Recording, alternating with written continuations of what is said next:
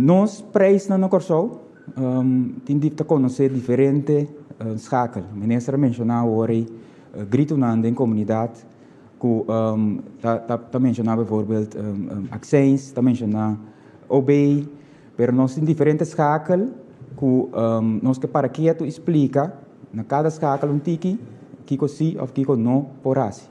Então kiko está eigenlijk é tarefa de curole kiko nossa bintase não hora aqui e nossa bintase sempre. Vai seguinte slide.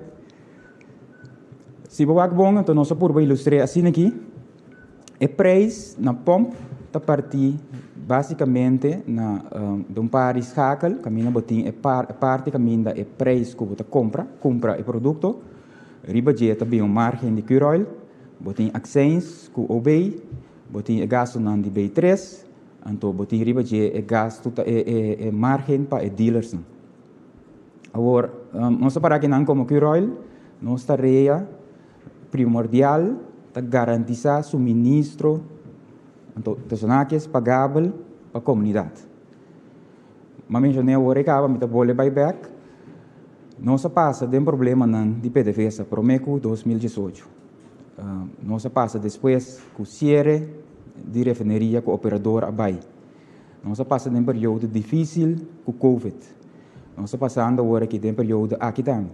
Tem tour essa aqui Curol, então mi papel de Curol, mi papel de Jamilaston, sempre me gusta mencionar mi tradonan, tur dia de novo, tá incansavelmente tá por bahasi nang trabalho, na moda que nós não na Corsol não tá senti efeito, nós não senti ele nenhum dia, nós não vai seguir sentir tá bom, como isso tá bem, dor de por, tá mais cerca de mercado.